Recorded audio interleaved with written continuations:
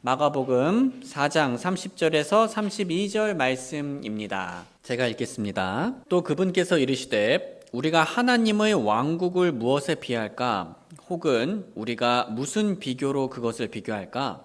그것은 마치 겨자씨 한 알과 같으니 그것이 땅에 뿌려질 때는 땅에 있는 모든 씨보다 작은 것이니라.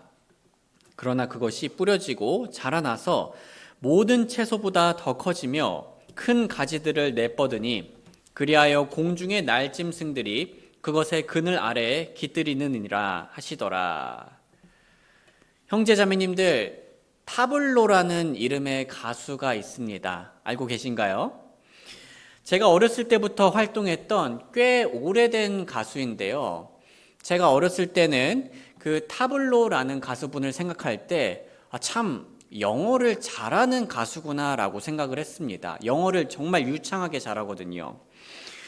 그런데요, 왜 그렇게 영어를 잘하나 제가 알아봤더니 이분이 미국의 스탠퍼드 대학교 석사 출신이더라고요. 그런데 알고 보니 이분에게는 큰 아픔이 있었습니다. 인터넷 카페 타블로에게 진실을 요구합니다. 줄여서 타진요 회원들을 중심으로요. 이 타블로의 학력에 대해 의혹을 제기하는 사람들이 많아졌었습니다. 이런 의혹을 받자 타블로는요, 자신의 학력 인증서를 공개를 했고요. 또 타블로가 스탠포드 대학교를 졸업했다고 확인해 주시는 교수님의 인증도 있었습니다. 심지어 MBC 스페셜에서는요, 스탠퍼드 교무과에서 성적 증명서를 직접 출력하는 모습도 보여주었습니다. MBC 스페셜에서요, 토마스 블랙이라는 스탠퍼드대 기록부 담당자인 교무부 학장님은 이렇게까지 말씀을 하셨는데요. 벌써 10번에서 15번 입증했어요. 이게 바로 내가 불쾌한 이유입니다. 얼마나 더 해야 하나요? 변호사, 판사, 신부님 앞에서 진실이라고 맹세라도 할 수 있습니다. 이런데도요, 성도님들, 사람들은 타블로를 믿지를 않았어요.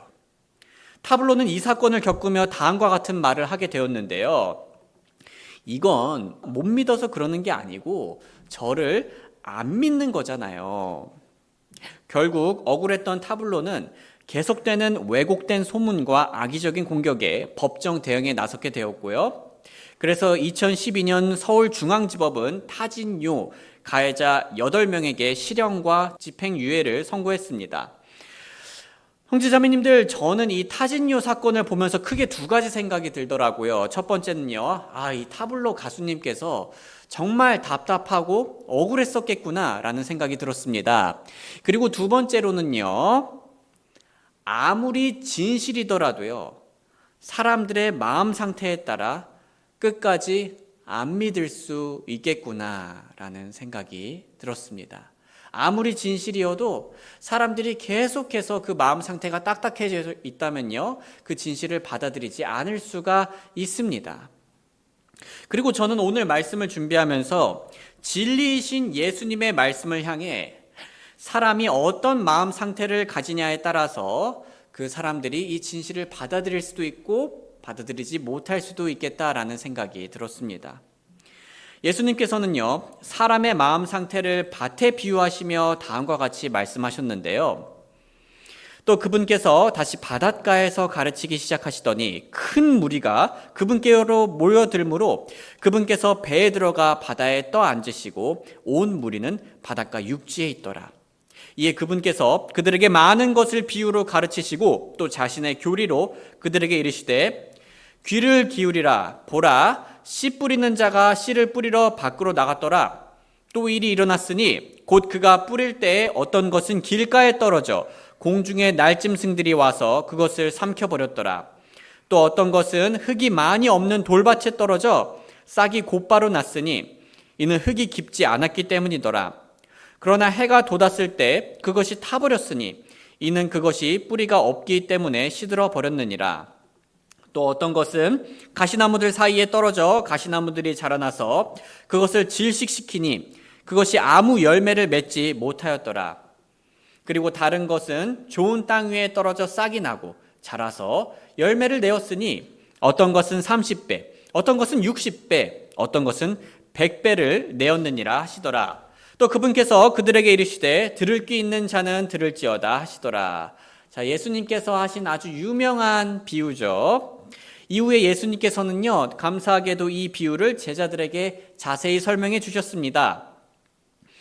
씨 뿌리는 자는 말씀을 뿌리는 것이니라. 그리고 길가에 있는 것들은 이들이니 곧 말씀이 뿌려지나 그들이 들었을 때 즉시 사탄이 와서 그들의 마음 안에 뿌려진 말씀을 빼앗아 가는 자들이니라.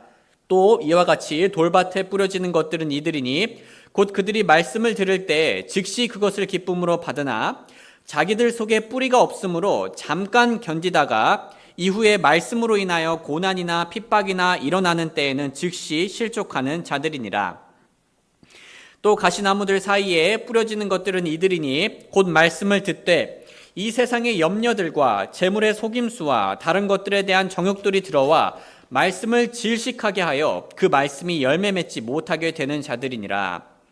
또 좋은 땅에 뿌려진 것들은 이들이니 곧 말씀을 듣고 그것을 받아들여 어떤 자들은 30배, 어떤 자들은 60배, 어떤 자들은 100배의 열매를 내느니라. 성도님들, 우리가 오늘 살펴본 비유를 보면요, 예수님께서는 비유에 나온 씨 뿌리는 자와 많은 부분에서 일치한다는 것을 알 수가 있습니다. 씨 뿌리는 자가 씨를 뿌리러 나갔던 것처럼요, 우리 예수님께서도요, 한 곳에 머무르지 않으시고 나가셔서 여러 마을과 해당들에 가셨습니다. 또 씨 뿌리는 자는 씨를 뿌렸고요, 예수님께서는 말씀을 선포하시면서 말씀을 뿌리셨죠. 또한 씨 뿌리는 자와 예수님 모두요, 부정적인 결과와 긍정적인 결과 다 경험을 했는데요, 많은 사람들은 이기적인 욕심만으로 예수님께 다가갔기 때문에 그분의 말씀이 제대로 심겨지지 않았죠.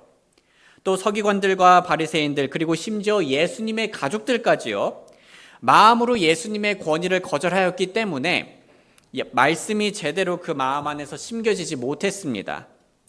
하지만 예수님께서 이런 부정적인 결과만 경험하셨던 건 아니었어요. 예수님께서도 씨 뿌리는 자처럼 긍정적인 결과를 얻으셨습니다.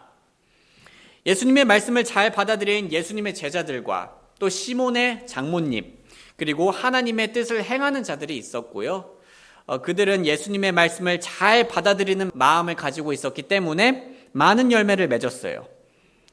하지만 예수님의 말씀을 잘 받아들이지 않는 마음을 가진 사람들은 열매를 맺을 수가 없었죠. 예수님께서는 이런 사람들의 결과를 다음과 같이 말씀해 주셨는데요. 마가복음 4장 11절과 12절 말씀입니다. 이에 그분께서 그들에게 이르시되 하나님의 왕국의 신비를 아는 것이 너희에게는 허락되었으나 밖에 있는 자들에게는 이 모든 것이 비유로 되었느니라. 이것은 그들이 보기는 보아도 알지 못하고 듣기는 들어도 깨닫지 못하게 하여 그들이 언제라도 회심하여 그들의 죄들이 용서받지 못하게 하려 함이니라 하시니라. 자, 이 구절은요, 예수님의 말씀을 들었음에도 불구하고요, 반대하고 계속 고집스럽게 구는 사람들은 결국 영적으로 귀가 먹고요, 또 눈이 먼 상태가 되어버린다는 것을 보여주는데요. 그런데 우리가 여기서 좀 오해하지 말아야 될 게 있어요. 여기 그들이 언제라도 회심하여 그들의 죄들이 용서받지 못하게 하려 함이니라 라는 부분을 보시고요, 예수님께서는 하나님께 돌아오기를 원하는 사람들을 막아버리시는 건가?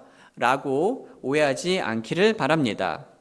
왜냐하면요, 예수님께서는 모든 사람들이 구원받기를 원하시고요, 또 모든 사람들을 위해서 십자가에서 돌아가 주셨기 때문입니다. 성경 구절에는 요한일서 2장 2절에서 또 그분께서는 우리의 죄들로 인한 화해 헌물이시니 우리의 죄들뿐 아니요 온 세상의 죄들로 인한 것이니라고 했고요. 또 디모데전서 2장 4절에서는 그분께서는 모든 사람이 구원을 받고 진리의 지식에 이르기를 원하신다고 하셨어요.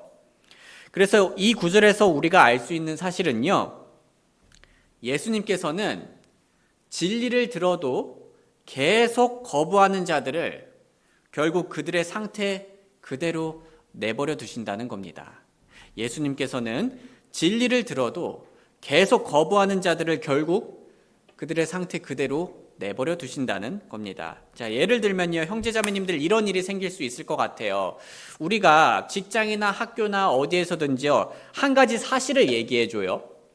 예를 들면 이런 얘기를 하죠. 나 사랑울림교회 다니고 있어. 사랑울림교회 회원이야 라는 사실을 얘기해 줍니다. 그런데 상대방이 우리가 말한 사실을 계속 믿지 않고 부정해요.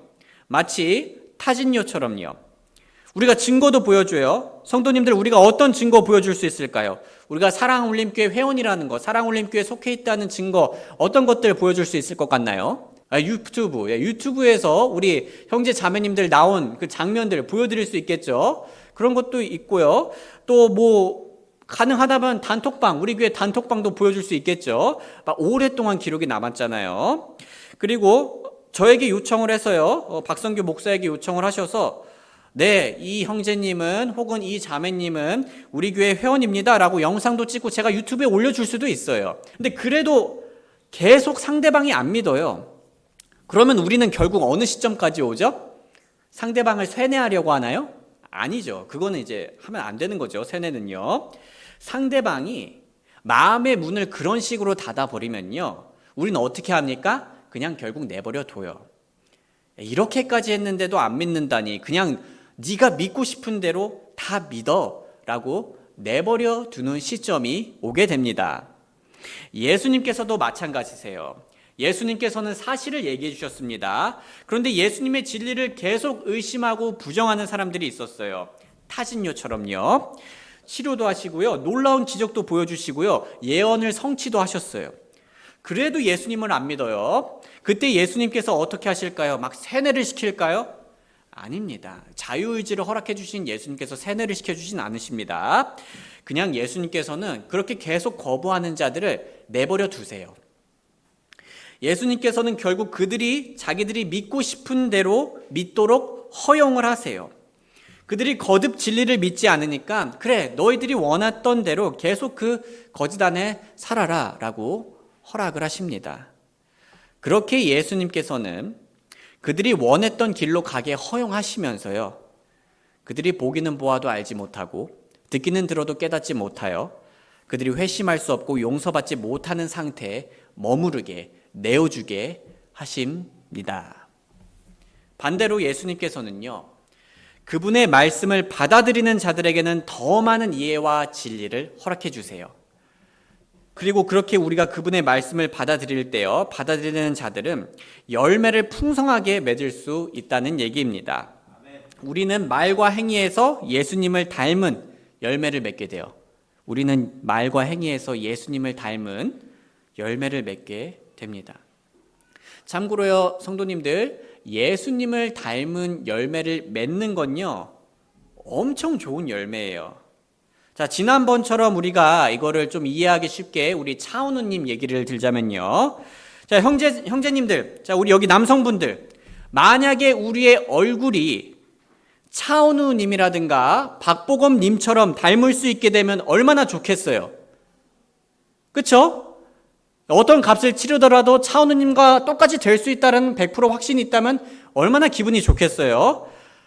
현실적으로 그게 좀 어렵지만요. 자, 또 자매님들, 요즘 누가 인기가 많죠? 여배우, 여가수들 중 누가 인기가 많나요? 인기가 많은 분들이 없나요? 네, 아마 생각나는 분들이 계실 거예요. 저 사람 정말 이쁘다. 그러한 분들 우리가 이제 외형적으로 닮을 수 있으면 얼마나 좋겠어요. 그런데요, 우리는 세상에서 가장 탁월하시고 뛰어나시고 또 놀라우신 예수님의 성품을 닮을 수 있다는 겁니다. 예수님을 닮을 수 있는 거예요. 그 대단하신. 차은우님이라든가 여배우를 닮는 것보다 훨씬 더 멋지고 아름다운 일이라는 얘기입니다. 또 우리가 하나님의 말씀을 잘 받아들일 때 성령님의 열매들도 풍성히 맺게 되죠. 갈라디아서 5장 22절에서 23절 말씀 우리 같이 읽어보겠습니다. 시작. 그러나 성령의 열매는 사랑과 기쁨과 화평과 오래 참음과 부드러움과 선함과 믿음과 온유와 절제니 이 같은 것을 반대할 법이 없느니라. 자, 이 시점에서 우리 한번 생각해 보겠습니다. 우리가 예수님의 말씀을 마음으로 잘 받아들일 때요, 이렇게 크고 다양하고 행복한 열매들이 맺혀지는데요. 그렇다면 우리 삶에서 예수님의 말씀을 받아들이는 것을 방해하는 건 무엇이 있을까요? 우리가 예수님을 닮아야 되는데 그걸 방해하는 것들이요. 또 우리 삶에서 열매 맺는 걸, 이런 좋은 열매들을 맺는데 이 열매 맺는 걸 방해하는 건 무엇이 있을까요? 사실 오늘 본문에 그 힌트가 나와 있는데요. 인생에 고난이나 핍박이 있을 때, 어려움이 있을 때, 또 세상에 걱정이 있을 때, 또 재물과 다른 것들에 대한 또 욕심이 있을 때 우리는 예수님의 말씀을 잘 받아들이지 못합니다. 자, 구원받지 못한 분들은요, 이런 것들로 인해 예수님의 복음을 거절하고요. 구원받으신 분들은 신앙생활을 할 때 이런 것들로 인해서 마땅히 맺을 수 있음에도 불구하고 이 열매들을 맺지 못하는 거예요. 성도님들, 저는 제가 성경 말씀을 읽을 때요, 이 성경 말씀을 잘 못 받아들일 때가 있어요. 그런데 제가 하나님의 말씀을 잘 마음으로 못 받아들일 때 그러한 상황들을 생각을 해보면요, 딱 예수님께서 말씀하신 상황들이더라고요. 고난이 있을 때, 내 인생이 힘들 때 말씀을 잘 못 받아들여요. 예수님, 저 지금 너무 힘듭니다. 예수님 말씀대로 사는 건 사서 고생하는 거 아닌가요? 또 염려가, 걱정이 가득할 때도 잘 못 받아들이더라고요. 예수님 말씀대로 하다가, 예수님 말씀대로 살다가 제가 잘못되면 어떻게 해요? 더 나아가 좀 욕심이 생길 때 있잖아요. 그럴 때도 예수님의 말씀을 거절하게 돼요. 예수님, 다 맞는데, 예수님께서 말씀하시는 거 다 맞는데 이건 아닌 것 같아요. 제 인생에서 이것만큼은 양보하지 못하겠어요. 다른 건 다 예수님의 뜻대로 하셔도 좋아요. 그런데 이것만은 제발 제 삶에서 건들지 말아주세요. 그런데요, 성도님들, 그렇게 말씀을 받아들이지 않고 제 마음대로 했을 때요, 그 결과가 항상 좋지가 않더라고요. 물론 제 마음대로 할 수 있는 것 같아서 순간적으로 안도감은 있어요. 하지만 결국은요, 제 걱정은 더 많아지게 되고요, 고난의 때에 더 힘들어지게 되고요, 제 욕심은 끝이 없어서 만족이 없고 심리적으로 불안해지게 됩니다. 그래서 저의 마음에 고난이 오고 염려가 오고 욕심이 생길 때요, 그것들에 휩쓸리는 게 아니라 오히려 그것들을 하나님께 맡기고, 또 그것들 때문에 예수님의 말씀을 거절하는 게 아니라 그것들 때문에 오히려 더 예수님을 붙들어야 된다는 얘기였습니다. 성경에 나오는 진리를 성경대로 믿을 때, 그때서야 저는 고난 중에 위로를 받고요, 염려 중에 평안을 얻을 수가 있고요, 욕심 중에 참된 만족의 기쁨을 얻을 수가 있습니다. 소중한 성도님들, 우리가 예수님의 말씀을 잘 받아들이지 못하는 이유는 대부분 고난이나 염려나 욕심 때문일 겁니다. 우리 모두 그 골칫거리들을 다 하나님께 맡기고요, 하나님의 말씀을 스펀지처럼 잘 받아들여서 많은 열매를 풍성히 맺길 주님의 이름으로 소원합니다. 그런데요, 성도님들, 우리 중에는 그런 고민도 계신 분들이 있으실 수 있어요. 나는 왜 이렇게 그리스도인으로서 성장이 더딜까? 나의 삶에는 왜 이렇게 열매들이 없을까? 왜 예수님을 닮지 못하고 왜 성령님의 열매들을 맺지 못할까? 라는 고민이 생기실 수가 있습니다. 우리가 이렇게 열매 맺는 삶을 갈망할 때요, 딱 두 가지를 알아야 하는데요. 첫 번째는 지금까지 우리가 보았던 것처럼 하나님의 말씀을 받아들이는 겁니다. 그게 우리의 역할이에요. 그리고 두 번째는 하나님의 역할을 믿는 겁니다. 하나님께서 우리를 성장시켜 주시고 열매 맺게 해주실 것이라는 것을 믿는 겁니다. 예수님께서는 오늘 이렇게 말씀하셨죠. 마가복음 4장 30절에서 32절. 또 그분께서 이르시되 우리가 하나님의 왕국을 무엇에 비할까? 혹은 우리가 무슨 비교로 그것을 비교할까? 그것은 마치 겨자씨 한 알과 같으니 그것이 땅에 뿌려질 때는 땅에 있는 모든 씨보다 작은 것이니라. 그러나 그것이 뿌려지고 자라나서 모든 채소보다 더 커지며 큰 가지들을 내뻗으니 그리하여 공중의 날짐승들이 그것의 그늘 아래에 깃들이느니라 하시더라. 이 비유는 열매 맺기를 원했던 제자들에게 격려가 될 수 있는 말씀이었습니다. 그들은 이런 생각을 할 수 있었죠. 우리가 예수님을 이렇게 따라다니는데 우리가 하는 이 일들이, 이 작은 일들이 과연 얼마나 큰 의미가 있을까? 예수님께서는 겨자씨 한 알이 매우 작지만 결국 매우 커지게 된다는 말씀을 하셨죠. 즉 처음에는 눈에 띄지 않는 미미한 시작을 가질 수 있어요. 그리고 그 과정이요, 식물이 한 번에 쑥 자라지 않잖아요, 하루 만에. 그 과정이 식물이 자라는 것처럼 또 느려 보일 수도 있었어요. 하지만 결국 매우 놀랍고 인상적인 아주 큰 결과를 가져온다는 거죠. 이처럼 하나님께서는 아무리 작아 보이는 혹은 비참한 시작을 가진 사람들이더라도요, 그분의 주권 안에서 열매를 맺게 해주십니다. 하나님께서는 그들의 믿음이 헛되지 않고 큰 가치를 가진다는 것을 하나님의 왕국에서 보여주실 겁니다. 그러니 우리가 영적인 열매를 맺기 위해서 집중할 것은요, 우리의 역할대로 말씀을 믿음으로 잘 받아들이는 겁니다. 우리는 그것만 신경 쓰면 돼요. 그리고 열매는요, 주권자 하나님께서 풍성히 맺게 해주실 것을 믿고 맡기는 거죠. 그래서 우리가 직장이나 학교, 가정이나 교회에서 하나님의 말씀을 우리가 듣고요, 우리가 제자들이 예수님의 말씀을 들었던 것처럼요, 받아들였던 것처럼요, 우리가 평소에 하나님의 말씀을 읽고 또 설교를 들으면서 말씀을 겸손히 받아들이는 그 행위는요, 아무리 작아 보여도, 그 사소해 보여도요, 결코 무의미하지가 않아요. 왜냐하면 결국 주권자 하나님께서는, 자라게 하시는 하나님께서는 그분의 왕국에서 그것이 얼마나 큰 열매를 맺는지를 보여주실 것이기 때문입니다. 성도님들, 제가 예전에 한 목사님께 전화를 했어요. 따르릉, 네, 목사님 받으셨죠? 자, 목사님, 제가 질문이 있어요. 목사님, 그리스도인의 삶은, 기독교인의 삶은 기쁜 게 맞죠? 그러자 목사님은 저에게 이렇게 답했어요. 그럼요. 그리스도인의 삶은 기쁜 거죠. 그리고 저는 이렇게 물었습니다. 그러면 목사님은 기쁘세요? 그러자 목사님은 대답했어요. 그럼요. 전 기뻐요. 기독교인이어서 기쁩니다. 그리고 마지막으로 전 이렇게 질문했어요. 그러면 목사님, 저는 왜 안 기쁘죠? 저 그리스도인 맞는데, 예수님 복음 믿고 구원받은 거 맞는데 저는 왜 안 기쁜 거예요? 라고 질문을 했습니다. 성도님들, 저는 그런 시즌이 있었어요. 그리스도인의 기쁨, 즉 성령님의 열매인 기쁨을 어떻게 얻는지 너무 궁금했습니다. 기독교인이 뭐가 그렇게 기쁜 걸까? 어떻게 기뻐질 수 있을까 하면서요, 전 기뻐지고 싶었어요. 행복해지고 싶었습니다. 그런데 이렇게 기쁨의 열매를 맺는 방법은 생각보다 간단했습니다.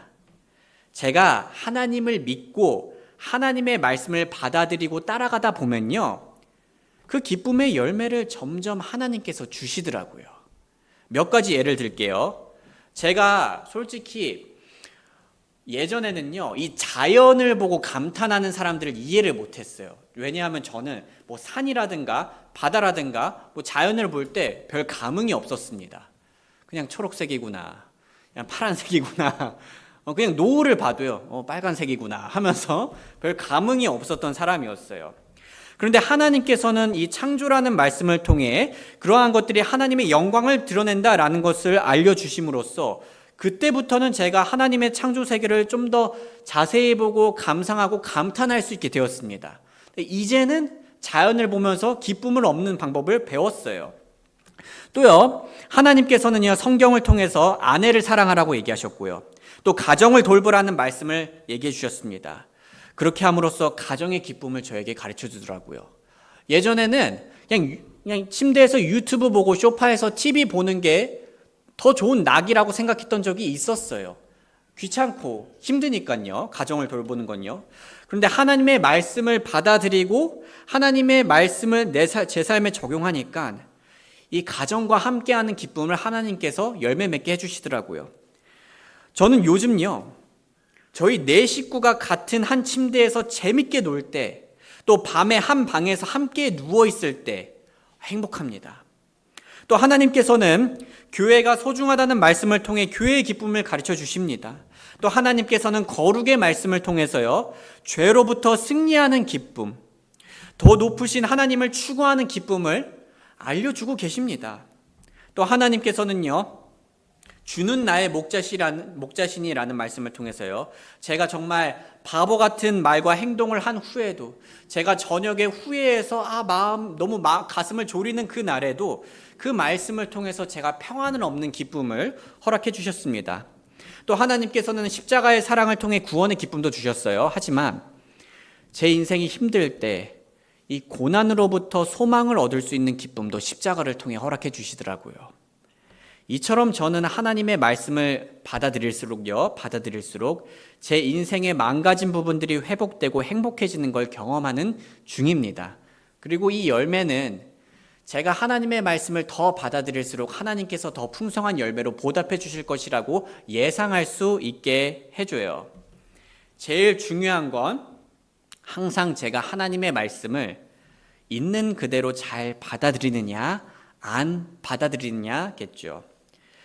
그러면 열매는 주권자 하나님께서 자연스럽게 주십니다. 사랑하는 형제 자매님들, 평소에 하나님을 믿으시고 하나님의 말씀을 받아들이시길 응원합니다. 여러분들께서는 하나님의 말씀을 받아들일 수 있으세요. 그러면 하나님께서는요, 우리 삶에 간간히 행복을 주시는 게 아니라요, 행복의 과자 부스러기만 주시는 게 아니라요, 행복의 풍성한 열매를 쏟아 부어주실 겁니다. 이 사실을 믿고 하나님의 많은 열매를 누리고 또 나누는 저와 여러분들이 되길 주님의 이름으로 소원합니다.